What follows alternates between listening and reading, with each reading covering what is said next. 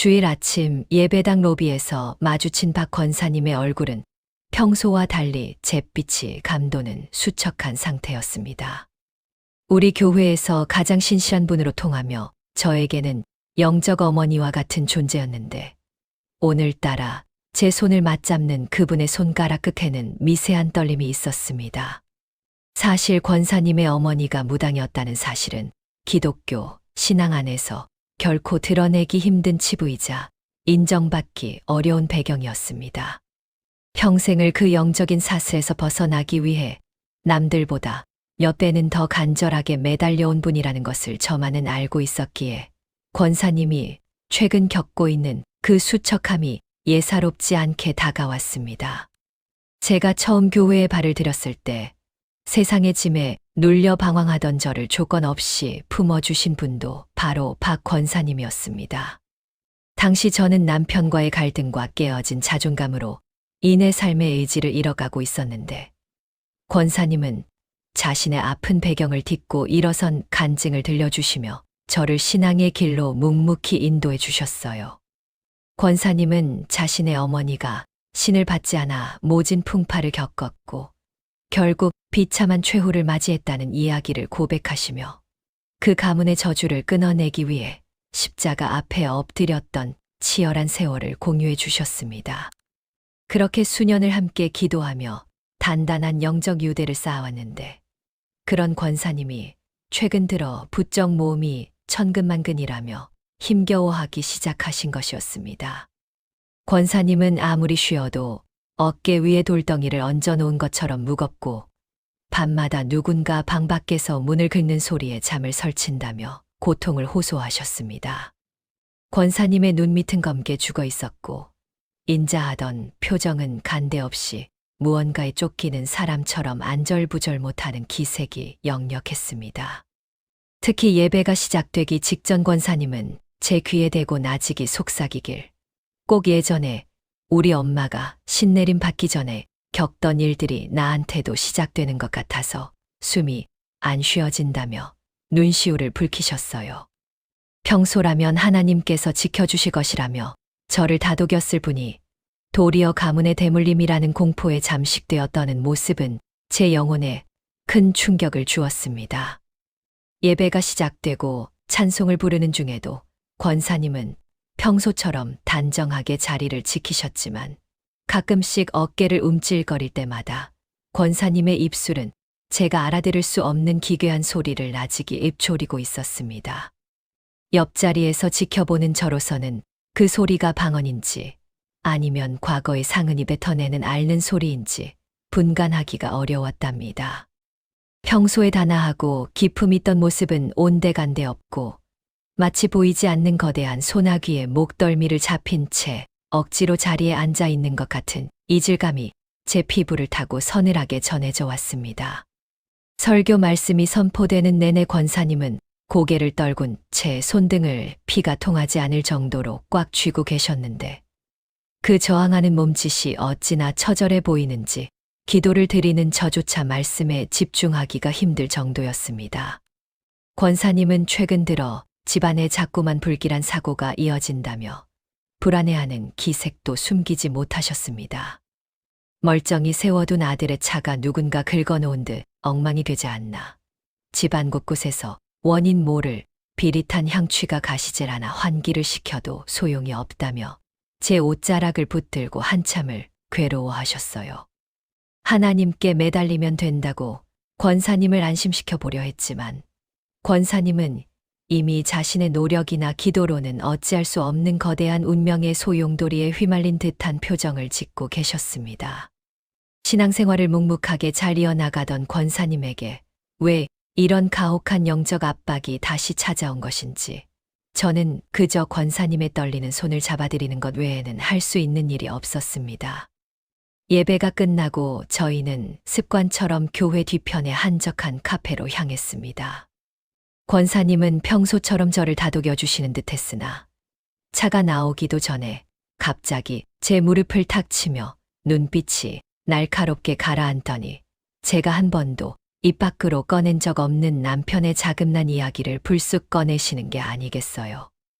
이 집사 남편 사업 때문에 밤마다 남몰래 울며 기도하는 거 내가 다 알고 있으니 걱정 말라며 다음 주 수요일이면 생각지도 못한 곳에서 큰돈이 들어와 숨통이 트일 테니 이제 그만 시름을 놓으라고 말씀하시는데 소름이 돋아 차마 잔을 들 수가 없었습니다. 어떻게 그런 사실을 아느냐고 묻는 채 떨리는 목소리의 권사님은 그저 묘한 미소를 지으며 내가 다 보이고 들리는데 이걸 어떡하겠니? 우리 엄마가 가졌던 그 영험한 기운이 결국 나한테도 내려온 모양이라며 대수롭지 않게 대답하셨습니다. 하나님이 주시는 은사와는 결이 다른 사람의 불안한 미래를 족집게처럼 집어내며 마음을 홀리는 그 자극적인 예언 앞에서 저는 등 뒤로 식은땀이 흐르는 것을 느꼈습니다. 분명 저를 위하는 따뜻한 말이었음에도 제 영혼은 본능적으로 거부감을 느끼며 경고를 보내고 있었던 것입니다. 권사님의 목소리는 너무나 자상하고 평온해서 도저히 악의를 찾아볼 수 없었지만 그 평온함이 오히려 기괴한 위화감을 자아내고 있었습니다. 신실했던 권사님의 입술에서 흘러나오는 그 기묘한 예언이 제 심장을 차갑게 얼어붙게 만들었고 저는 그저 멍하니 권사님의 낯선 얼굴을 마주보고 있을 뿐이었습니다. 평생을 부정해왔던 어머니의 그림자가 권사님의 인자한 미소 위로 겹쳐 보이는 순간 저는 우리가 지금까지 지켜온 이 평안이 얼마나 위태로운 모래성 위에 세워진 것이었는지 직감하며 온몸을 감싸는 한기를 느껴야만 했습니다. 박 권사님이 수요일에 큰돈이 들어올 것이라 장담했던 그 말은 무서울 정도로 정확하게 맞아떨어졌습니다. 남편은 뜻밖의 거래처에서 미수금이 입금되었다며 흥분된 목소리로 전화를 걸어왔고 저는 기쁨보다 서늘한 전율을 먼저 느껴야 했습니다. 권사님이 정말 하나님이 보내신 특별한 통로가 아닐까 하는 착각이 제 머릿속을 강렬하게 지배하기 시작했던 모양입니다. 저는 감사한 마음을 담아 작은 선물을 준비해 권사님의 집을 다시 찾았습니다. 권사님은 그 어느 때보다 인자하고 거룩한 분위기를 풍기며 저를 맞이해 주셨습니다. 거실에는 이미 다른 구역 식구 몇 분이 앉아 권사님의 말씀을 경청하고 있었는데 그 모습은 흡사 신령한 스승 앞에 모인 제자들의 풍경과도 같았습니다. 권사님은 성도들의 은밀한 고민을 하나씩 짚어내며 상담을 이어가셨고 사람들은 권사님의 신통한 능력에 감탄하며 눈물을 흘리기까지 했습니다. 저 역시 권사님의 손을 잡으며 권사님이 아니었다면 제가 어떻게 이 고비를 넘겼겠느냐고 진심 어린 감사를 전했습니다.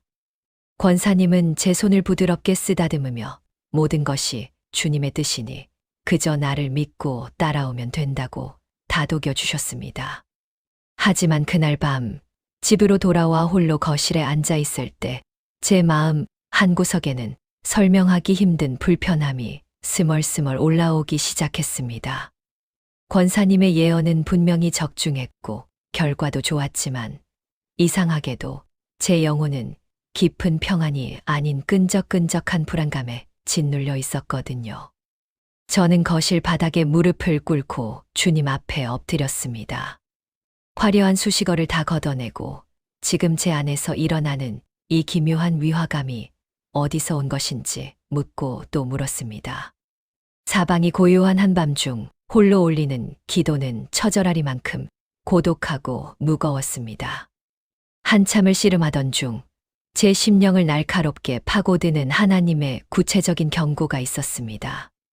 너를 가장 쉽게 무너뜨리는 것은 공포가 아니라 내가 가장 사랑하는 사람의 따뜻한 위로를 빌려온 사탄의 얼굴이라는 서늘한 울림이었습니다.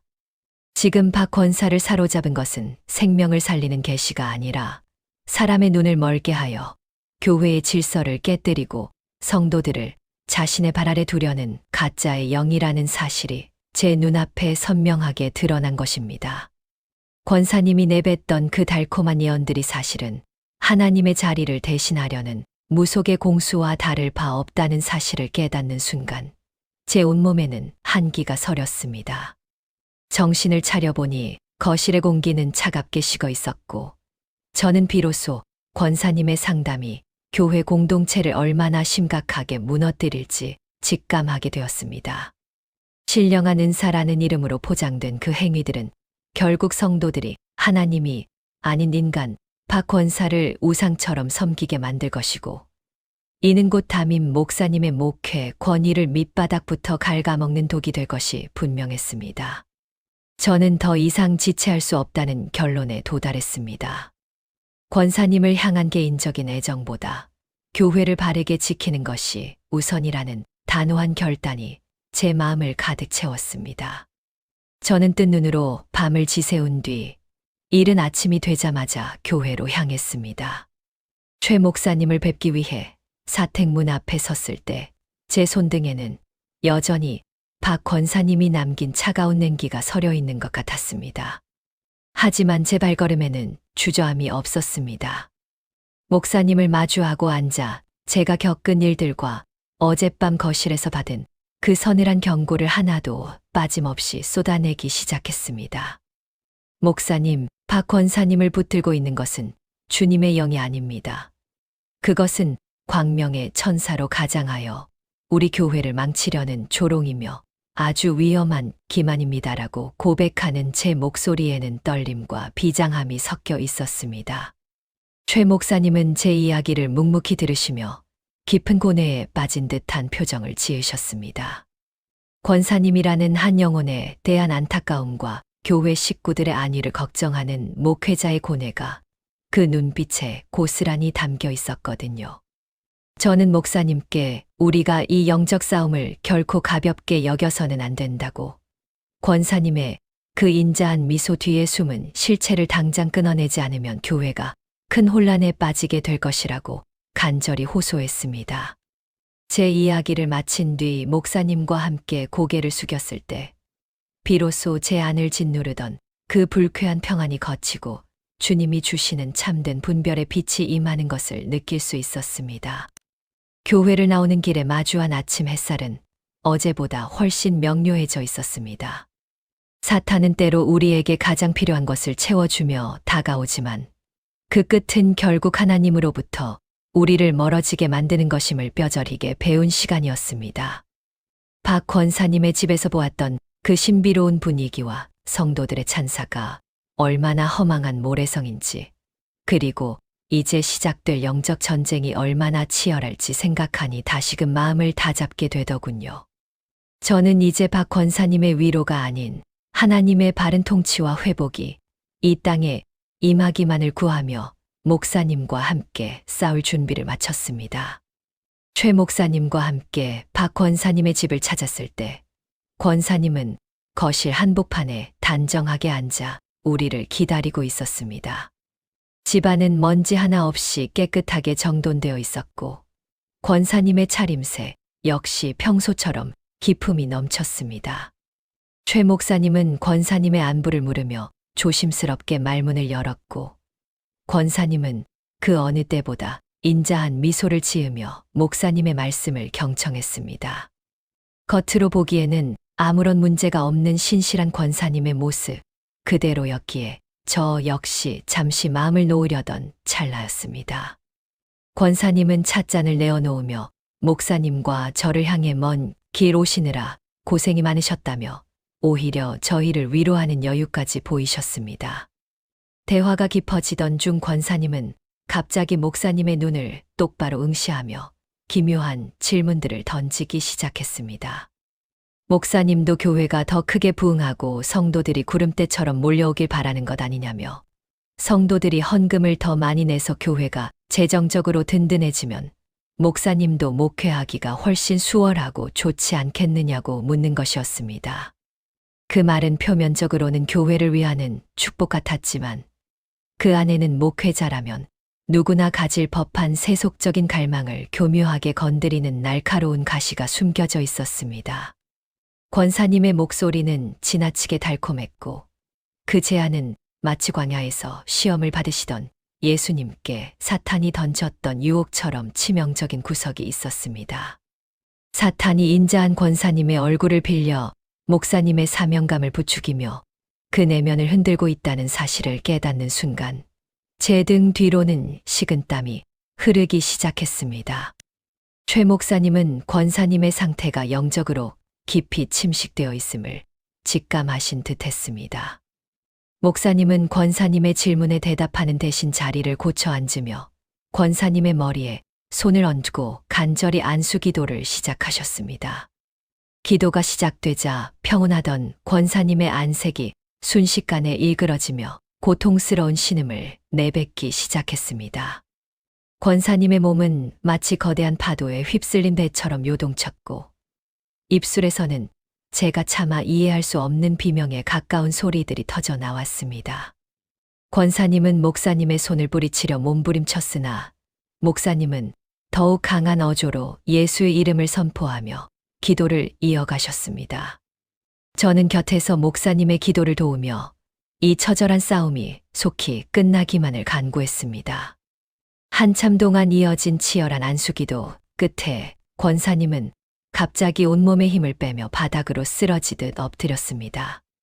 그리고 잠시 후 고개를 든 권사님의 눈동자는 놀랍게도 예전의 그 맑고 온화한 빛으로 돌아와 있었습니다. 권사님은 눈물을 쏟아내며 자신이 잠시 어둠에 가려져 목사님과 저에게 큰 걱정을 끼쳤다고 주님께서 목사님의 기도를 통해 저를 다시 빛으로 건져주셨다며 참회의 고백을 쏟아내셨습니다. 권사님은 바닥에 엎드린 채 목사님의 발치에서 통곡하며 자신의 연약함을 자책하셨는데 그 모습이 어찌나 진실하고 애절해 보이는지 제 마음속에 남아있던 마지막 의구심마저 그 눈물에 씻겨 내려가는 기분이었습니다. 권사님은 연신 목사님께 감사를 표하며 이제야 정신이 든다고 다시는 그런 어둠의 마음을 내어주지 않겠노라 맹세하셨습니다.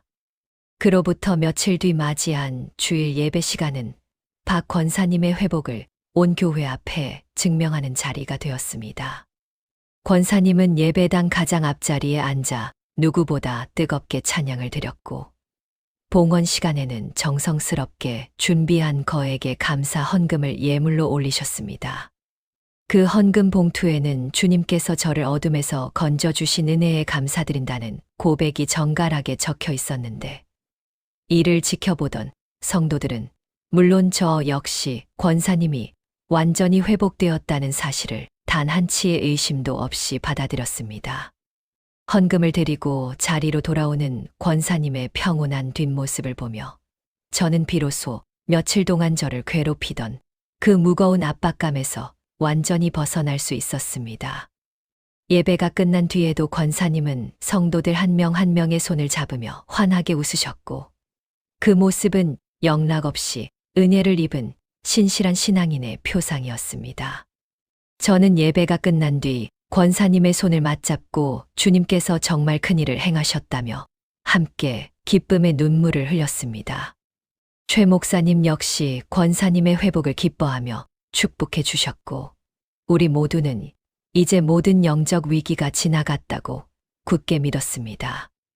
권사님이 보여준 그 치밀하고 완벽한 회개와 헌신적인 태도 앞에서 저는 제 영적 분별력의 안테나를 완전히 꺾어버린 제 안심이라는 달콤한 함정 속으로 깊숙이 걸어 들어갔습니다. 권사님은 제 손등을 어루만지며 이 집사 고마워. 내가 잠시 정신이 나갔었나 봐. 이제는 정말 괜찮아라고 말하며 환하게 웃으셨는데 그 미소가 너무도 눈부셔 저는 어떠한 의심의 여지도 남겨두지 않았던 모양입니다. 권사님은 다음 주 구역 예배 때 자신의 간증을 나누고 싶다며 적극적인 태도까지 보이셨고 저는 그런 권사님이 대견하기까지 했습니다. 하지만 우리가 만끽하던 극형아는 사탄이 쳐놓은 가장 위험하고 거대한 덫이었습니다. 사탄은 때로 우리를 안심시키기 위해 가장 성스러운 연극을 펼치며 우리가 방심한 틈을 타 더 깊은 곳으로 침투한다는 사실을 그때는 미처 깨닫지 못했습니다. 권사님의 인자한 미소와 정성스러운 감사 헌금 뒤에서 더 추악하고 강력한 어둠이 입을 벌리고 기다리고 있다는 사실을 알지 못한 채 저는 그저 회복의 기쁨에 도취되어 있었습니다. 주일 예배가 끝나고 교회를 나서는 제 마음은 더할 나위 없이 가벼웠지만 그것은 폭풍 전야의 정적보다 더 위태로운 거지 평화의 시작이었음을 뒤늦게야 알게 되었습니다. 권사님은 그날 이후로도 며칠간 성실하게 새벽 예배에 출석하며 성도들의 귀감이 되었습니다. 저는 그런 권사님을 보며 역시 우리 주님의 보혈은 그 어떤 저주보다 강력하다는 확신을 가졌습니다. 권사님이 예전에 무당의 딸이었다는 사실조차 이제는 주님의 영광을 드러내는 훌륭한 간증의 소재가 될 것이라 믿어 의심치 않았습니다. 권사님은 새벽마다 저보다 먼저 도착해 무릎을 꿇고 계셨고, 저는 그 뒷모습을 보며 기도의 동역자를 되찾았다는 안도감에 젖어 있었습니다. 그렇게 완벽하게 속아 넘어간 채로 며칠이 흘렀고, 저는 권사님이 주일 예배 이후로 연락이 닿지 않는다는 사실을 깨닫기 전까지 그 위험한 안심 속에서 잠들어 있었습니다. 권사님의 집 대문이 굳게 닫혀 있다는 소식을 듣기 전까지는 그 평화가 영원할 줄로만 알았습니다. 며칠째 새벽 예배의 빈자리가 이토록 크게 느껴진 적은 없었습니다. 박 권사님은 눈이 오나 비가 오나 가장 먼저 성전 문을 열고 기도의 자리를 지키던 분이었으니까요. 주일 예배 때 그토록 환하게 웃으며 예물을 올리던 모습이 선명했기에 갑작스러운 연락 두절은 제 마음에 불길한 돌덩이를 얹어 놓은 것 같았습니다. 저는 결국 참지 못하고 권사님의 집을 향해 무거운 발걸음을 옮겼습니다. 권사님의 집 대문 앞에 도착했을 때 마당 너머로 흘러나오는 비릿하고 습한 냄새는 마치 오래된 늪지대의 악취처럼 코끝을 찔렀습니다. 대문은 굳게 닫혀 있었으나 잠기지는 않은 상태였습니다. 저는 조심스럽게 문을 밀고 마당으로 들어섰습니다. 마당 한 구석에는 평소 권사님이 정성껏 가꾸던 화초들이 말라 비틀어진 채 방치되어 있었고, 거실 유리창 너머로는 어두컴컴한 그림자만이 출렁이고 있었습니다. 현관문을 열고 들어서자 집안은 숨이 막힐 듯한 무게감으로 저를 짓눌렀습니다. 며칠 전과는 전혀 다른 공기가 집안을 지배하고 있었고, 그 자리에는 출처를 알 수 없는 삐걱거리는 소리와 함께 안방 문틈 사이로 새어나오는 기괴한 금속음이 가득 차 있었습니다. 찰그랑거리는 소리가 일정하게 반복될 때마다 제 심장은 바닥으로 떨어지는 것 같았습니다. 그것은 분명히 제가 어린 시절 무속인의 집 근처에서 들었던 그 불길한 방울 소리였습니다. 저는 떨리는 손으로 권사님의 방문 앞까지 다가갔습니다. 문틈 사이로 보이는 방 안의 풍경은 차마 눈을 뜨고 볼 수 없을 만큼 처참했습니다. 평소 정갈하게 쪽진 머리를 하고 단정한 옷차림을 고수하던 박 권사님은 사라지고 없었습니다. 산발이 된 머리카락은 얼굴을 뒤덮고 있었고, 초점 없는 눈동자는 허공을 향해 뒤집힌 채 번들거리고 있었습니다. 권사님은 낡은 옷소매를 걷어붙인 채 거친 숨을 몰아쉬며 제자리에서 기괴하게 뛰어오르고 있었습니다. 그 손에는 낡은 놋방울이 들려 있었는데 뛸 때마다 요란하게 울리는 그 소리가 마치 권사님의 영혼을 난도질하는 비명처럼 들렸습니다. 권사님은 입술을 바르르 떨며 제가 알아들을 수 없는 말을 짐승처럼 읊조리고 있었습니다. 엄마가 오신다. 내가 받아야 우리 새끼들이 산다며 웅얼거리는 그 목소리에는 평생을 신앙으로 대적하며 도망치려 했던 어머니의 길을 결국 답습하게 된 자의 처절한 체념이 서려 있었습니다. 저는 그 광경을 목격하며 공포보다 더 깊은 곳에서 끓어오르는 말할 수 없는 안타까움에 가슴이 미어지는 것 같았습니다. 죄의 굴레라는 것이 이토록 잔인하고 끈질기게 한 영혼을 올가매는 것인지, 권사님이 그토록 혐오했던 무당 어머니의 행위를 본인이 그대로 행하는 모습을 보며 눈물이 왈칵 쏟아졌습니다. 박 권사님이 새벽마다 눈물로 부르짖으며 구했던 것이 무엇이었는지 저는 누구보다 잘 알고 있었습니다. 가문의 저주를 끊어내고 오직 하나님의 자녀로만 살고 싶다던 그 간절한 소망이 저 기괴한 방울 소리에 처참히 짓밟히고 있는 현장은 차마 말로 형용할 수 없는 비극이었습니다. 권사님은 뛸 때마다 마치 누군가에게 조종당하는 인형처럼 부자연스럽게 몸을 꺾어댔고, 그럴수록 방 안의 공기는 더욱 차갑고 날카롭게 변해갔습니다. 대를 이어 내려오는 저 죄의 사슬이 한 사람의 인생을 어떻게 파괴하는지, 그리고 사탄이 어떻게 그 아픈 상처를 비웃으며 다시 침투했는지 목격하는 순간 제 영혼은 깊은 자괴감에 빠졌습니다. 저는 문을 열고 들어가 권사님을 붙잡고 싶었지만 제 몸은 마치 거대한 납덩이가 된 것처럼 한 발자국도 움직일 수 없었습니다. 방울을 흔들며 신내림의 무게를 이기지 못해 고통스러워하는 권사님의 뒷모습을 보며 주님께서 말씀하신 원수의 능력을 제어할 권세에 대해 생각했습니다. 하지만 지금 제 눈앞의 현실은 그 말씀과는 거리가 먼 철저한 패배와 절망뿐인 것 같아 속이 다 들어갔습니다. 권사님은 자신이 거부하려 할수록 더 강하게 몰아치는 그 어두운 흐름에 몸을 맡긴 채 기어이 어머니의 길을 걷겠노라 서약하는 듯한 몸짓을 이어가고 있었습니다. 문틈 너머로 보이는 그 작고 왜소한 등이 왜 이토록 가엽게 느껴지는지 모르겠습니다. 한때 저를 안아주며 하나님은 너를 결코 포기하지 않으신다며 위로해주던 그 따뜻한 손이 이제는 영혼을 갉아먹는 방울을 쥔 채 허공을 휘젓고 있는 모습은 제 신앙의 근간마저 흔들어 놓았습니다. 죄의 대물림이라는 거대한 벽 앞에서 인간의 의지가 얼마나 무력한지, 그리고 우리가 그토록 경계해야 했던 어둠의 실체가 얼마나 집요한지 깨닫는 순간이었습니다. 저는 문틀을 붙잡고 나직이 권사님의 이름을 불러보았지만 권사님은 이미 인간의 소리가 닿을 수 없는 깊은 광기 속으로 침잠해 버린 뒤였습니다.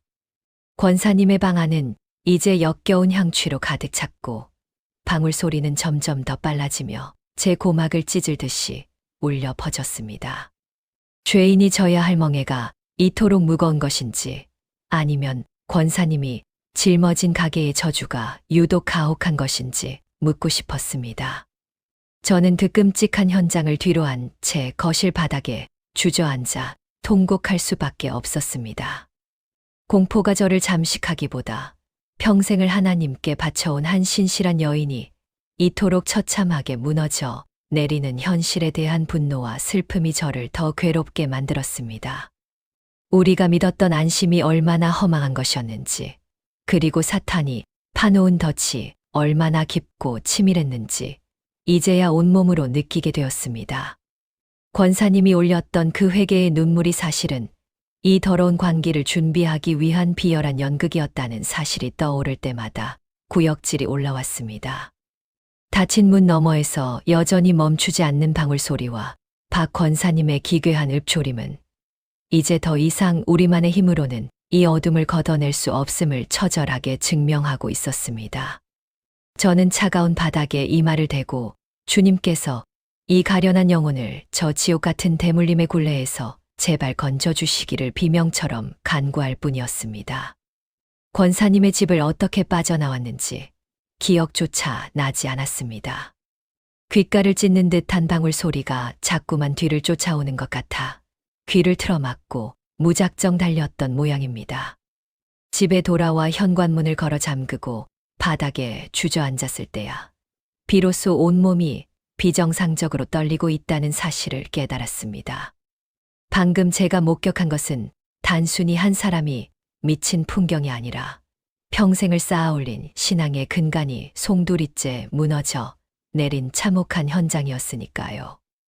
권사님 같은 분조차 저토록 처참하게 유린당했다면 보잘것없는 제 믿음 따위는 사탄의 비웃음 한 번에 가루가 되어 사라질 것 같다는 근원적인 두려움이 저를 잠식해왔습니다. 사방이 어두워진 거실에서 저는 불도 켜지 못한 채 웅크리고 앉아 있었습니다. 눈을 감으면 방울을 흔들며 기괴하게 뛰어오르던 권사님의 뒷모습이 자꾸만 망막을 핥히고 지나갔거든요. 도망치고 싶었습니다. 그 무서운 현장을 모른 척하고 권사님이 스스로 일어서기만을 기다리며 저를 지키고 싶다는 비겁한 마음이 고개를 들었습니다. 저 더러운 광기가 혹시라도 내 삶에 옮겨붙지는 않을까. 권사님의 가게에 흐르는 그 질긴 저주가 이제는 나를 표적으로 삼지는 않을까 하는 생각에 숨이 가빠왔습니다. 제 영혼은 이미 깊은 수렁에 빠진 것처럼 무겁고 어두운 생각들로 가득 차 있었습니다. 하지만 그 극심한 공포의 틈바구니를 뚫고 올라오는 것은 다름 아닌 권사님이 제게 베풀었던 지극한 사랑의 조각들이었습니다. 제가 처음 교회에 발을 들였을 때 세상 사람 모두가 손가락질하던 저를 위해 매일 새벽 뜨거운 밥을 지어 나르던 권사님의 투박한 손길이 떠올랐습니다. 제가 우울증으로 방 안에 틀어박혀 죽음만을 생각할 때 문 밖에서 밤새도록 찬송을 부르며 제 이름을 부르짖던 그 애절한 목소리가 제 귓가를 울렸습니다. 하나님은 너를 절대 포기하지 않으신다며 제 눈물을 닦아주던 권사님의 그 따뜻한 품이 지금은 차가운 방 안에서 방울 소리에 무참히 깨어지고 있다는 사실이 제 심장을 도려내는 것 같았습니다. 사랑과 공포가 뒤엉킨 치열한 갈등은 밤새도록 저를 괴롭혔습니다. 사탄은 제 귀에 대고 너라도 살아야 하지 않겠느냐며 저건 이미 사람이 아니라 짐승의 영에 사로잡힌 껍데기일 뿐이라고 속삭이는 것 같았습니다. 하지만 제가 믿는 하나님은 결코 권사님을 그 자리에 버려두실 분이 아니라는 확신이 공포라는 거대한 파도를 조금씩 밀어내기 시작했습니다. 이것은 단순히 박 권사님 개인의 파멸이 아니라 우리 공동체 전체를 향한 어둠의 도전이라는 사실을 깨닫자 제 안에서 형언할 수 없는 거룩한 분노가 치밀어 올랐습니다. 그분은 저에게 단순한 교인이 아니라 생명의 은인이었으니까요. 날이 밝아오자마자 저는 헝클어진 매무새를 수습할 겨를도 없이 교회 목양실로 향했습니다. 최 목사님을 마주하고 앉았을 때 제 입술은 여전히 가련하게 떨리고 있었습니다. 목사님은 제 초췌한 안색을 보며 말없이 차 한 잔을 내어주셨지만 저는 그 찻잔을 잡을 힘조차 없었습니다. 목사님 앞에 무릎을 꿇고 엎드려 어제 목격한 그 끔찍한 현장을 눈물로 쏟아내기 시작했습니다. 목사님, 권사님이 방 안에서 방울을 흔들며 울고 계십니다. 우리가 보았던 그 회복은 사탄의 조롱 섞인 연극이었고 지금 권사님은 어머니의 길을 답습하며 무너져 내리고 있습니다라고 오열하는 제 목소리는 처절한 비명과도 같았습니다. 제가 전하는 박 권사님의 실태는 평화롭던 목양실의 공기를 순식간에 얼어붙게 만들었습니다. 권사님이 헝클어진 머리로 제자리에서 뛰며 짐승 같은 소리를 내뱉고 있었다는 대목에서는 목사님조차 깊은 탄식과 함께 눈을 감으셨습니다. 저는 목사님의 옷자락을 붙들고 간절히 호소했습니다. 그분은 우리를 위해 평생을 기도로 사셨던 분인데 어떻게 우리가 그분을 저 어둠의 구렁텅이에 내버려 둘 수 있겠느냐고 제발 권사님을 건져달라고 울부짖었습니다. 제 눈물에는 권사님을 향한 미안함과 사탄의 기만술에 속아 안심하고 있었던 제 영적 무지에 대한 처절한 자책이 섞여 있었습니다. 최 목사님은 한참 동안 침묵 속에 잠겨 계셨습니다. 목양실 내부에는 시계추 소리만이 무겁게 울려 퍼졌고 저는 목사님의 결단만을 기다리며 바닥에 머리를 박고 있었습니다. 권사님이 예전에 베풀어준 그 사랑을 생각하면 지금 당장이라도 다시 그 집으로 달려가 문을 부수고 권사님을 끌어내고 싶은 심정이었습니다. 하지만 어제 목격했던 그 광기는 인간의 힘이나 어설픈 위로로는 결코 대적할 수 없는 종류의 것이었음을 저는 뼈저리게 알고 있었습니다. 목사님 또한 이 상황이 일반적인 신방이나 기도로 해결될 수준을 넘어섰음을 직감하신 듯 굳게 담은 입술 사이로 깊은 고뇌의 숨을 내뱉으셨습니다. 이 싸움은 이제 피할 수 없는 정면 충돌이 되었습니다. 제가 느꼈던 그 지독한 공포는 권사님을 향한 사랑에 의해 조금씩 용기로 치환되고 있었고 저는 비로소 권사님의 고통을 제 고통으로 받아들이기 시작했습니다. 최 목사님은 마침내 무거운 입을 열어 우리가 지금 겪는 이 일이 얼마나 엄중한 영적 전쟁인지를 짚어주셨습니다. 목사님의 그 단호한 목소리를 들으며 저는 비로소 공포의 사슬에서 벗어나 권사님을 구하기 위한 자리에 설 준비를 마칠 수 있었습니다. 권사님이 예전에 저를 위해 보여주셨던 그 헌신적인 사랑이 이제는 제가 권사님을 위해 목숨을 걸고 기도의 자리를 지켜야 할 이유가 되어 제 영혼을 뜨겁게 달구고 있었습니다. 최 목사님은 제 눈물의 보고를 받으신 뒤 목양실에서 밤을 지새우며 기도에 전념하셨던 모양입니다. 다음 날 아침 저를 다시 부르신 목사님의 안색은 몹시 수척해 있었으나 눈빛만은 이전에 본 적 없는 단호함으로 빛나고 있었습니다. 목사님은 박 권사님의 상태가 우리 교회의 현재 역량이나 일반적인 권면만으로는 감당하기 어려운 엄중한 영적 위기임을 시인하셨습니다. 그러면서 신학교 시절부터 영적 전쟁의 최전방에서 사역하며 깊은 존경을 받아온 정 목사님께 이미 연락을 취했다는 소식을 전해주셨지요.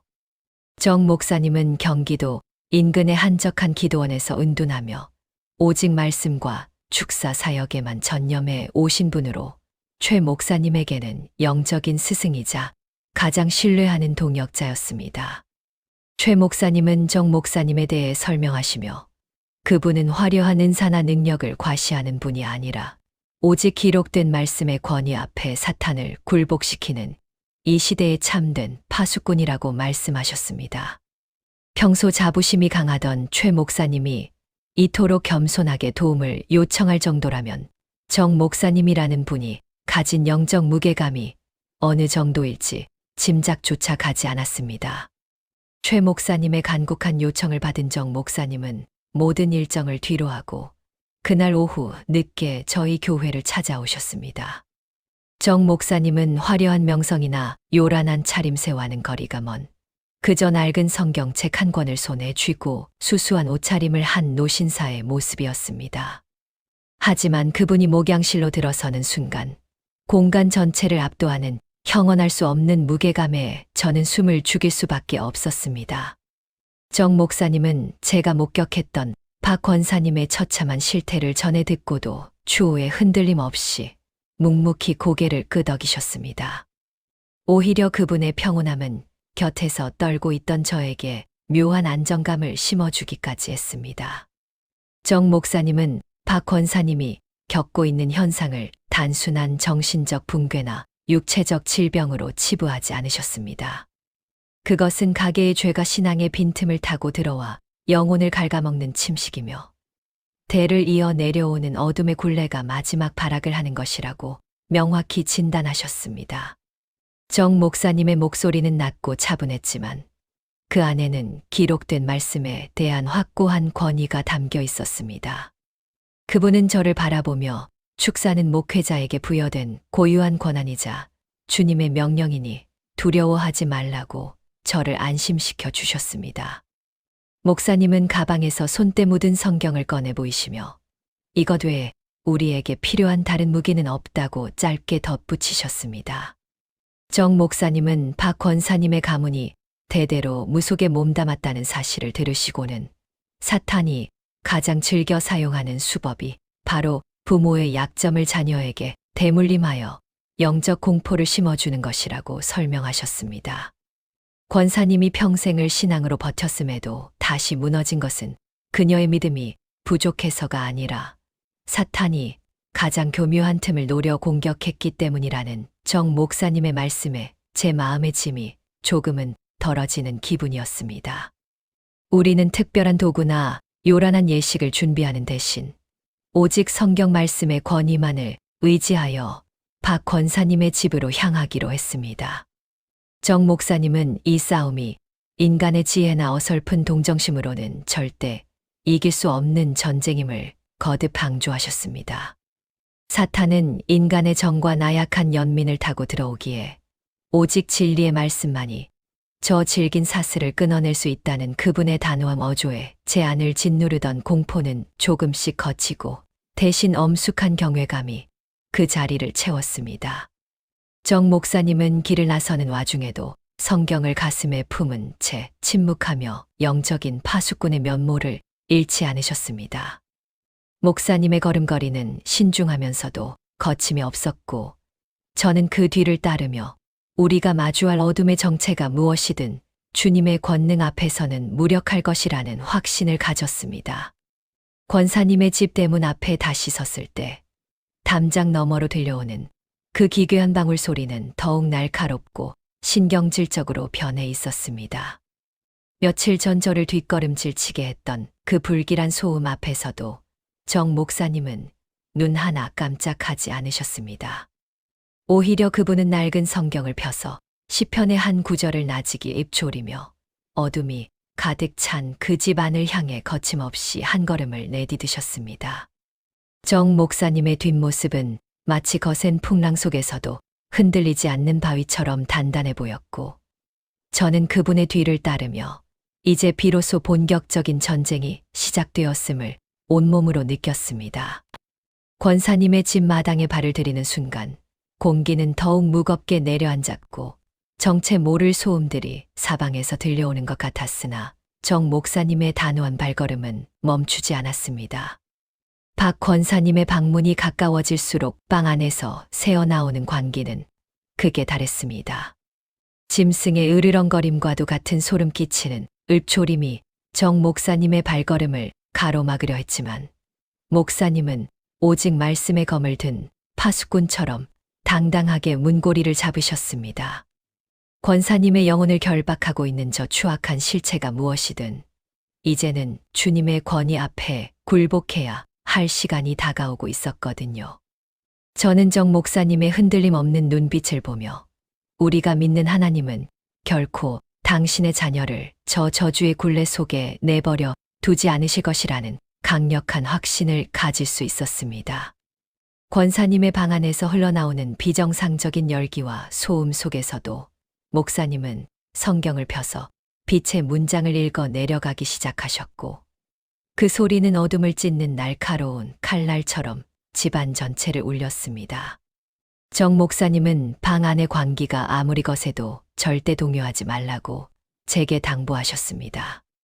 이것은 육체의 싸움이 아니라 영의 싸움이며, 우리가 주목해야 할 것은 현상이 아니라 하나님의 약속이라는 그분의 말씀이 제 심장에 깊이 박혔습니다. 목사님은 떨리는 제 손을 보시고는 짧게 눈을 맞춰주시며 주님이 함께 하신다는 확신을 주셨고, 저는 그제야 비로소 두려움을 떨치고 기도의 자리를 지킬 수 있었습니다. 정 목사님의 인도로 시작된 이 거룩한 행진은 이제 박 권사님의 굳게 닫힌 방문 앞에 도달했습니다. 그 문 너머에서 기다리고 있는 것이 얼마나 거대하고 추악한 어둠일지라도 정 목사님의 손에 들린 낡은 성경책이 뿜어내는 영적 권위 앞에서는 결국 그 정체를 드러낼 수밖에 없을 것이라는 믿음이 저를 지탱해 주었습니다. 정 목사님이 박 권사님의 방문을 열었을 때 방 안에는 며칠 전 제가 목격했던 그 처참한 광기 대신 묘한 정적이 흐르고 있었습니다. 권사님은 헝클어졌던 머리를 언제 정돈했는지 평소처럼 단정한 모습으로 방 한가운데 앉아 우리를 맞이했습니다. 권사님은 정 목사님을 보자마자 빙긋이 웃으며 어서 오시라고, 멀리서 귀한 분이 오실 줄 미리 알고 있었다며 인자한 미소를 지으셨습니다. 하지만 그 환대 속에는 형언할 수 없는 차가운 위화감이 서려 있어 제 등줄기에는 서늘한 한기가 스쳤습니다. 정 목사님이 자리에 앉기도 전에 박 권사님은 마치 신령한 점술가라도 된 것처럼 목사님의 개인적인 일들을 읊조리기 시작했습니다. 목사님, 요즘 셋째 아들 유학비 때문에 밤잠 설칠 정도로 고민이 많으시지 않느냐며 목사님이 숨기고 싶어 하던 집안의 경제적 형편과 자녀들의 구체적인 상황을 족집게처럼 마치는 것이었습니다. 권사님은 인자한 할머니의 표정을 짓고 있었으나 그 입술에서 나오는 말들은 목회자의 영적 권위를 밑바닥부터 흔들려는 사탄의 날카로운 칼날과 같았습니다. 곁에서 듣고 있던 저는 권사님이 어떻게 그런 사적인 비밀까지 알고 있는지 경악하며 얼어붙을 수밖에 없었거든요. 권사님은 멈추지 않고 저를 향해서도 소름 끼치는 통찰을 내뱉었습니다. 이 집사도 남편 사업 자금 들어온 거 보고 이제야 안심했지 않느냐며, 그 돈이 어디서 어떻게 들어왔는지 내가 다 보고 있었는데 왜 그렇게 겁을 먹느냐고 비아냥거렸습니다. 권사님의 목소리는 지나치게 달콤하고 평온해서 도저히 악의를 찾아볼 수 없었지만, 그 평온함이야말로 사람의 마음을 현혹하여 하나님보다 눈앞의 예언을 더 의지하게 만들려는 가장 치명적인 기만임을 깨달았습니다. 권사님은 하나님이 주시는 은사라는 이름을 빌려 철저히 무속적인 점사를 쏟아내며 우리를 조롱하고 있었습니다. 하지만 정 목사님은 그 간사한 도발에도 눈 하나 깜짝하지 않으셨습니다. 목사님은 권사님의 점사를 가로막는 대신 조용히 가슴에 품고 있던 낡은 성경을 펴서 하나님의 주권을 선포하는 말씀을 낭독하기 시작하셨습니다. 정 목사님은 박 권사님의 눈을 똑바로 응시하며 고린도후서 11장 14절 말씀을 엄중하게 읽어 내려가셨습니다. 이것은 이상한 일이 아니니라. 사탄도 자기를 광명의 천사로 가장하나니. 목사님의 음성은 낮았지만 방 안의 공기를 가르는 서슬퍼런 권위가 담겨 있었습니다. 이어 베드로전서 5장 8절과 9절 말씀을 잇따라 선포하시며 사탄의 정체를 폭로하셨습니다. 근신하라, 깨어라. 너희 대적마귀가 우는 사자같이 두루 다니며 삼킬 자를 찾나니 너희는 믿음을 건건하게 하여 그를 대적하라. 이는 세상에 있는 너희 형제들도 동일한 고난을 당하는 줄을 알미라. 말씀이 선포될수록 박 권사님을 흔드는 사단의 조롱은 더욱. 권사님은 목사님의 말씀을 비웃으며 그런 낡은 책에 적힌 글자가 무슨 힘이 있겠느냐고, 지금 당장 내 눈앞에 보이는 이 영험한 능력을 보라며 소리를 높였습니다. 하지만 정 목사님은 권사님의 도발에 흔들림 없이 기도를 시작하셨습니다. 목사님은 이 영혼을 사로잡고 있는 거짓의 영을 나사렛 예수의 이름으로 꾸짖으시며 다시는 주님의 자녀를 흔들지 못하게 지켜달라고 간절히 구하셨습니다. 그것은 어떤 화려한 기술이나 퇴마 의식이 아니라 오직 창조주의 이름을 의지하여 한 영혼을 건져내려는 목회자의 엄숙한 사명이었습니다. 제가 목사님의 기도에 화답하며 진심 어린 마음으로 아멘을 외쳤을 때였습니다.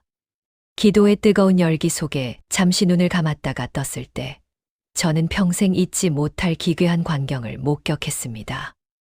박 권사님이 눈을 부릅뜬 채 저를 빤히 바라보며 입모양만 소름 끼치게 아멘, 아멘 하고 따라하며 소리 없이 웃고 있었던 것입니다. 권사님의 영혼은 이미 깊은 어둠에 잠식되어 있는데 그 육체만이 사탄의 조롱에 놀아나며 우리의 기도를 비웃는 듯한 그 모습에 저는 온몸이 굳어버리는 공포를 느꼈습니다. 권사님의 입술은 분명히 아멘을 말하고 있었지만 그 눈빛은 저를 비웃으며 내 기도가 과연 나를 이길 수 있겠느냐고 묻는 것 같았습니다. 순간적인 공포가 저를 덮쳤으나 저는 권사님의 그 왜소하고 가련한 등을 떠올렸습니다.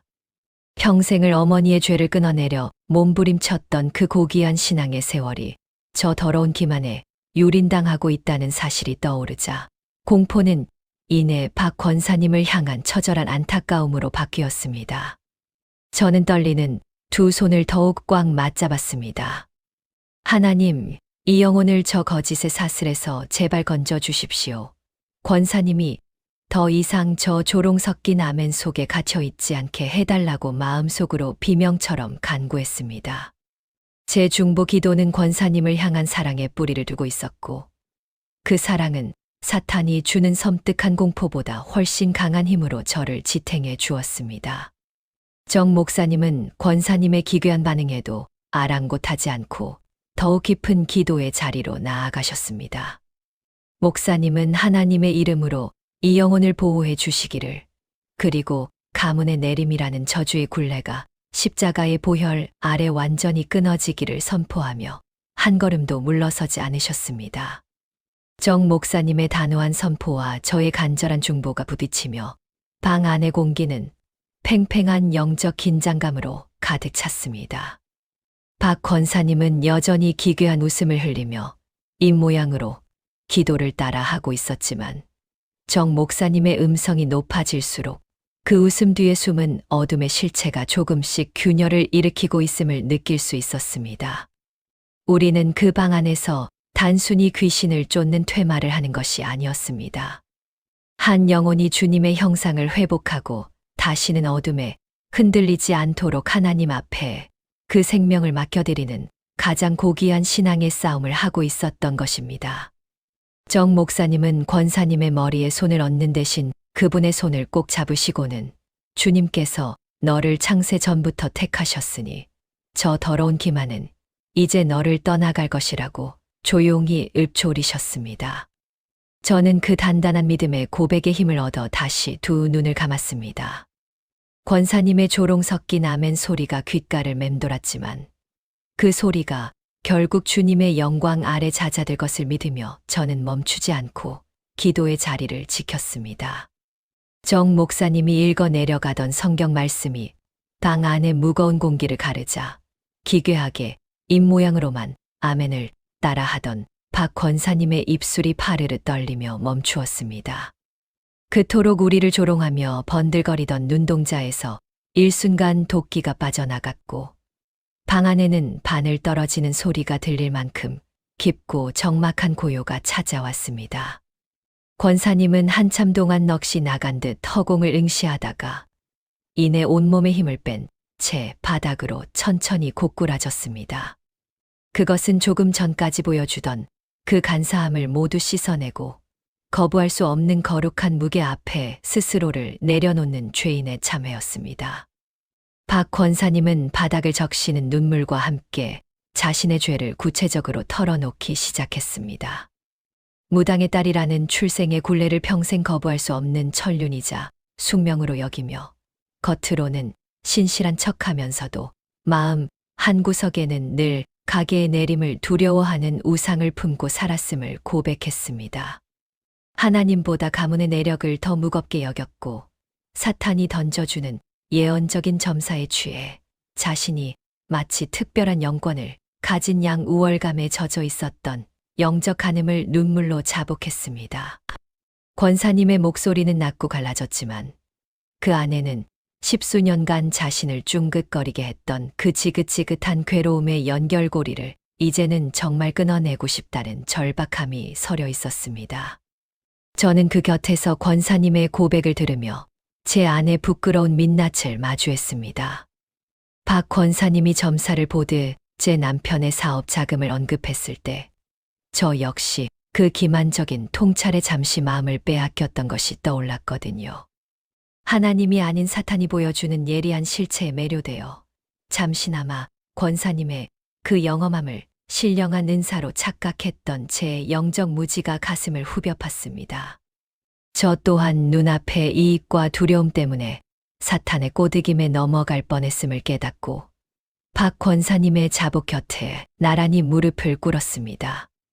하나님, 저 또한 저 거짓의 사탕발림에 귀를 내어주었습니다. 이 가련한 영혼을 구원하시고 저희 신앙이 잠시 흔들렸던 틈을 용서하소서라는 기도가 제 안에서 터져 나왔습니다.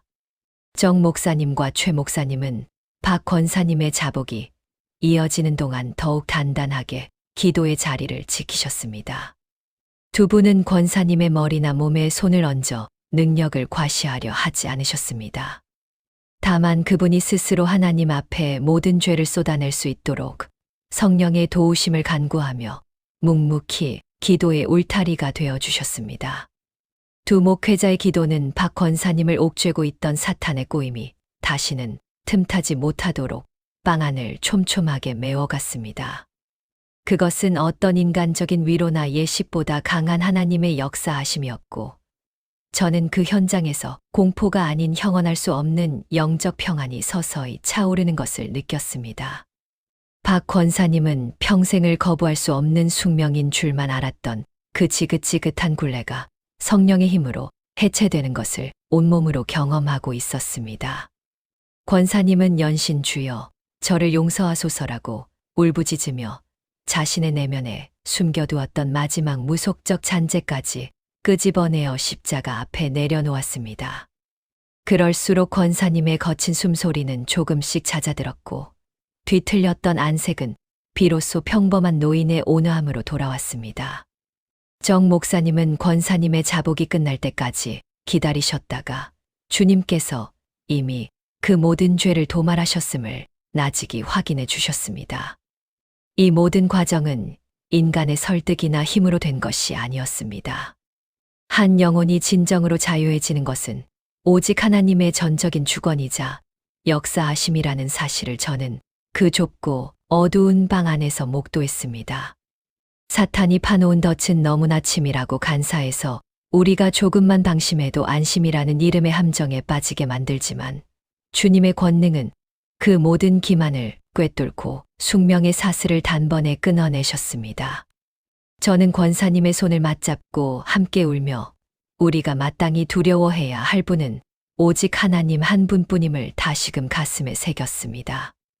박 권사님이 고개를 들었을 때 그 눈에는 더 이상 방울 소리에 쫓기던 불안함이나 점사를 보던 영험함이 없었습니다. 오직 주님의 자녀라는 평범하고도 위대한 신분만을 되찾은 한 인간의 맑은 숨결만이 거실에 가득했습니다. 권사님은 정 목사님과 저를 바라보며 이제는 제 안에 그 시끄러운 소음들이 사라졌습니다라고 고백하셨습니다. 평생을 따라다니던 집안의 어두운 그림자가 성령의 역사 아래 제가 되어 사라졌음을 증언하는 권사님의 모습은 그 어떤 이적보다 강력한 하나님의 살아계심을 증명하고 있었습니다. 우리는 그 방 안에서 한참 동안 머무르며 감사의 눈물을 흘렸습니다. 사탄의 꼬임에 흔들렸던 서술자인 저의 부끄러운 죄도 평생을 숙명이라는 핑계로 죄의 대물림 속에 갇혀있던 박 권사님의 고통도 모두 하나님의 은혜 안에서 갈무리 되었습니다. 두 목사님은 마지막까지 권사님이 다시는 어둠의 유혹에 흔들리지 않도록 더욱 단단한 믿음의 기도로 방안을 정결케 하셨습니다. 거창한 묘사나 인위적인 연출 없이도 그곳에 임한 성령의 역사는 이미 권사님을 어둠의 사슬에서 해방시켜 영원한 평강의 길로 인도하고 있었습니다. 권사님은 성경책을 소중히 가슴에 품고 제 손등을 어루만지셨습니다. 이 집사, 내가 정말 잘못했어. 이제야 하나님의 품이 어떤 건지 알 것 같아라고 말씀하시는 권사님의 미소에는 이전의 기만적인 친절이 아닌 진실한 평온함이 깃들어 있었습니다. 숙명이라는 거짓된 사슬을 끊어내고 맞이한 그 참된 자유함 앞에서 저는 주님의 역사하심이 얼마나 세밀하고도 위대한지 깨달으며 소리 없이 아멘을 읊조렸습니다. 그것은 비웃음 섞인 사탄의 소리가 아닌 제 영혼 깊은 곳에서 터져나오는 진실한 고백이었습니다. 권사님은 바닥에 엎드려 한참을 우시더니 이내 몸을 일으켜 수건을 적셔와 방 안을 닦아내기 시작했습니다. 그것은 단순히 먼지를 터는 행위가 아니라 자신의 삶을 옥죄었던 어두운 기억들을 씻어내고 하나님 앞에서 새로운 일상을 시작하겠다는 조용한 결단처럼 보였습니다. 정 목사님은 그런 권사님의 뒷모습을 묵묵히 지켜보시다가 축사 이후가 이전보다 훨씬 더 중요함을 엄중하게 일깨워 주셨습니다. 정 목사님은 성경을 펴서 마태복음 12장 43절에서 45절까지의 말씀을 나직이 읽어 주셨습니다. 더러운 귀신이 사람에게서 나갔을 때에 물 없는 곳으로 다니며 쉬기를 구하되 쉴 곳을 얻지 못하고 이에 이르되 내가 나온 내 집으로 돌아가리라 하고 와 보니 그 집이 비고 청소되고 수리되었거늘 이에 가서 저보다 더 악한 귀신 7을 데리고 들어가서 거하니 그 사람의 나중 형편이 전보다 더욱 심하게 되느니라. 이 말씀은 박 권사님뿐만 아니라 곁에 있던 저에게도 서슬퍼런 경고로 다가왔습니다. 사탄이 떠나간 자리가 그저 깨끗하게 비어있기만 하다면 그것은 오히려 더 큰 위험을 초래할 수 있다는 사실을 뼈저리게 깨달았습니다. 권사님은 걸레질하던 손을 멈추고 목사님의 말씀에 귀를 기울였습니다. 정 목사님은 비어있는 마음의 집에 다시는 악한 것이 틈타지 못하도록 오직 하나님의 말씀과 기도로 그 빈 자리를 빽빽하게 채워야 한다고 당부하셨습니다. 평생을 무속적인 배경 속에서 영적 눌림을 숙명으로 여기며 살아온 권사님에게 이제는 그 숙명의 자리에 하나님의 다스리심을 채워 넣는 훈련이 필요하다는 것이었지요. 권사님은 고개를 끄덕이며 이제는 예언이나 점사 같은 자극적인 소리가 아니라 기록된 말씀 한 절을 붙들고 평범한 신앙인의 길을 걷겠노라 다짐하셨습니다.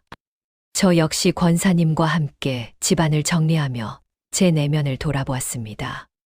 사탄의 기만적인 통찰에 잠시나마 마음이 흔들렸던 것은 제 마음의 집 역시 말씀으로 단단히 채워져 있지 않았기 때문이었습니다. 저 또한 눈에 보이는 이적이나 당장의 문제 해결에 급급하여 하나님 한 분만으로 만족하는 신앙의 기초를 소홀히 여겼음을 자복했습니다.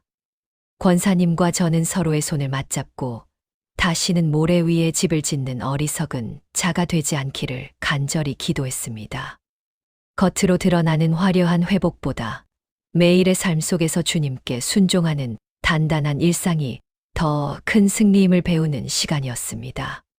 최 목사님은 박 권사님이 영적으로 고립되지 않도록 교회의 중보, 기도 모임과 성경 공부반에 권사님을 다시 연결해 주셨습니다.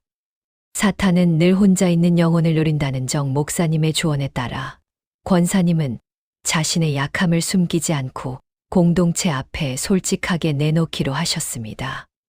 이전에는 무당의 딸이라는 사실이 부끄러워 늘 사람들의 눈을 피하고 완벽한 권사의 모습만을 보이려 했었지만 이제는 자신의 연약함조차 하나님의 은혜를 드러내는 통로가 될 수 있음을 깨달으신 모양입니다.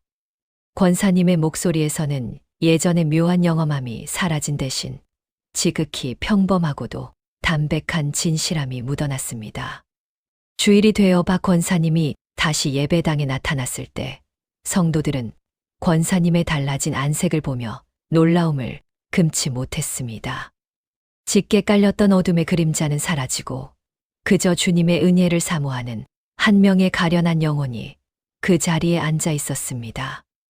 권사님은 성도들 앞에서 짧게 자신의 소회를 나누셨습니다. 자신이 얼마나 큰 기만 속에 살았는지, 그리고 하나님의 말씀이 어떻게 자신의 숙명을 끊어내셨는지 담담하게 고백하는 권사님의 모습은 그 어떤 화려한 설교보다 강력한 울림이 있었습니다. 저는 그 뒷모습을 보며 영적 전쟁에 참된 종착지는 기적적인 치유가 아니라 매일의 예배를 회복하는 것임을 확신했습니다. 정 목사님은 기도로 모든 사역을 마무리하신 뒤 다시 은둔의 자리인 기도원으로 향하셨습니다. 그분은 떠나시면서도 끝까지 박 권사님에게 말씀의 전신갑주를 입을 것을 권면하셨습니다.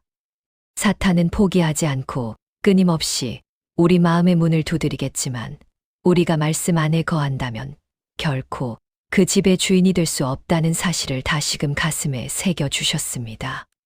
저는 정 목사님이 남기고 간 그 단단한 가르침을 붙들고 권사님의 곁에서 함께 영적인 파수꾼의 자리를 지키기로 결심했습니다. 이제 박 권사님의 집은 더 이상 불안과 광기가 머무는 곳이 아니었습니다. 비록 화려한 햇살 같은 인위적인 연출은 없었으나 집안 곳곳에 울려 퍼지는 권사님의 나직한 찬송 소리와 성경 읽는 소리가 그 자리를 대신하고 있었습니다. 숙명이라는 굴레를 벗어던진 권사님의 일상은 지극히 평범해 보였지만 그 평범함이야말로 사탄이 가장 두려워하는 하나님의 다스리심이 임한 증거였습니다.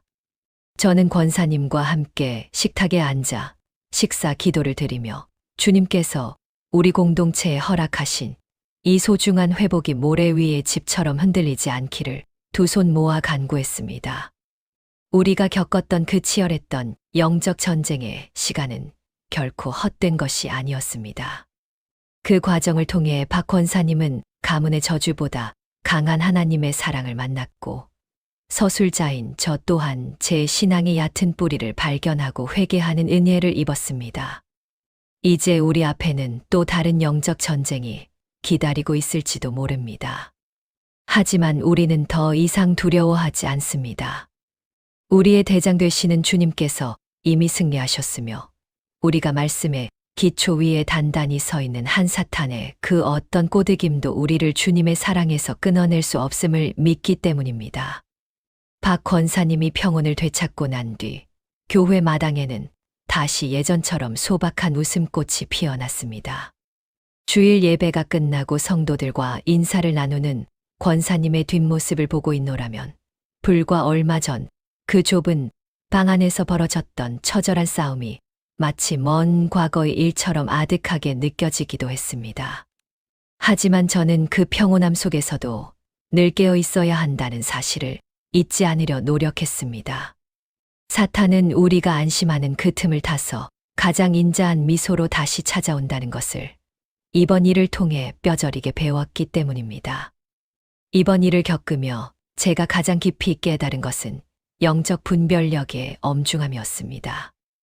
우리는 흔히 사탄이 뿔 달린 괴물이나 광기 어린 모습으로만 나타날 것이라 착각하곤 합니다. 하지만 제가 목격한 사탄은 때로 박 권사님의 인자한 할머니 미소로, 때로는 목회자의 개인사를 족집게처럼 마치는 신비로운 영험함으로 우리를 현혹했습니다.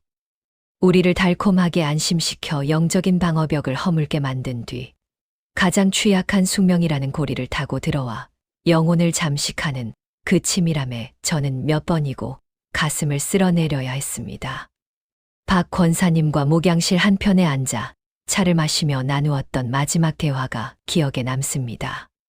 권사님은 이제 더 이상 신령한 목소리나 예언 같은 자극적인 소리에 귀를 기울이지 않는다고 하셨습니다.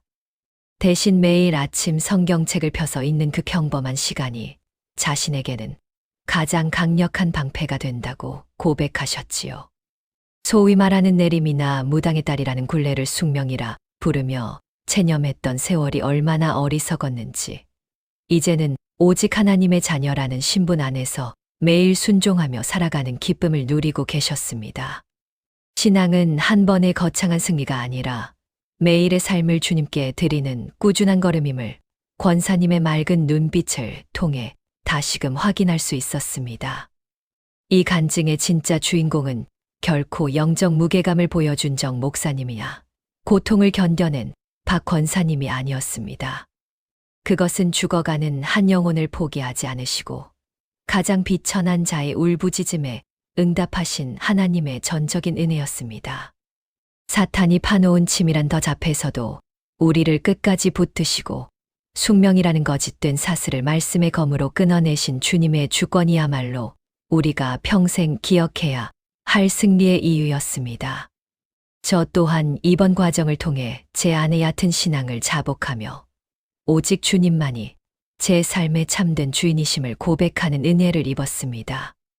우리는 지금도 보이지 않는 전쟁터 한가운데를 살아가고 있습니다. 사탄은 여전히 우는 사자같이 두루 다니며 삼킬 자를 찾고 있으며 우리의 가장 약한 부분인 안도감과 욕망을 노리고 있습니다. 하지만 우리가 말씀의 파수대 위에 깨어 서 있다면 그 어떤 기만적인 미소도 우리의 영혼을 흔들 수는 없을 것입니다. 이 간증을 듣고 계신 여러분의 영적인 파수대는 지금 어떠한가요? 혹시 안심이라는 이름의 함정에 걸려 말씀의 검을 내려놓고 있지는 않으신지 조심스럽게 여쭈어 보고 싶습니다. 박 권사님이 되찾은 그 평온한 숨결이, 그리고 제가 깨달은 이 엄중한 분별력의 교훈이 여러분의 삶 속에서도 작은 이정표가 되기를 간절히 소망합니다. 우리의 싸움은 혈과 육에 관한 것이 아니요 오직 하나님의 전신갑주를 입고 진리의 띠를 띨 때만 승리할 수 있음을 잊지 마시기 바랍니다. 긴 시간 동안 저와 함께 박 권사님의 회복 과정을 지켜봐 주시고 중보해 주신 두 분의 목사님을 포함해 모든 동역자분께 진심으로 감사의 인사를 전합니다. 가슴 한구석에 무겁게 묻어두었던 이 기록을 세상에 꺼내놓은 것은 단지 신기한 체험을 자랑하기 위함이 아닙니다. 지금 이 순간에도 보이지 않는 사슬에 매여 숙명이라 자조하며 홀로 눈물 흘리는 어느 영혼에게 주님의 빛은 결코 당신을 외면하지 않는다는 사실을 이 단 한 번의 증언을 통해 꼭 전하고 싶었습니다. 만약 여러분의 주변에 영적 침체로 힘들어하거나 분별의 지혜가 필요한 분들이 있다면 이 긴 여정을 함께 나누어 주시길 부탁드립니다. 여러분의 정성 어린 공유가 어둠 속에 갇힌 누군가에게는 다시 일어설 수 있는 생명의 밧줄이 될 것입니다. 이 간증이 여러분의 영혼의 작은 울림이 되었다면 구독과 좋아요로 이 거룩한 사역에 마음을 보태어 주십시오. 여러분의 작은 지지는 제가 또 다른 회복의 현장을 찾아 나서고 주님의 역사를 기록하는데 무엇보다 큰 위로와 용기가 됩니다. 또한 박 권사님과 저를 위해 그리고 이 땅의 모든 영적 파수꾼을 위해 여러분의 진솔한 마음을 댓글로 남겨주신다면 함께 기도하는 마음으로 소중히 읽겠습니다. 저는 이제 저에게 맡겨진 평범하고도 치열한 삶의 파수대로 돌아가려 합니다. 박 권사님의 집 대문이 평화롭게 닫히고 그 안에 찬송 소리가 울려 퍼지듯 여러분의 가정과 심령 위에도 주님의 완벽한 다스리심이 가득하기를 기원합니다. 각자의 자리에서 오직 주님의 음성만을 나침반 삼아 흔들림 없이 나아가는 우리 모두가 되기를 소망합니다. 이 긴 증언을 끝까지 함께 해주셔서 감사합니다. 주님의 이름으로 축복합니다.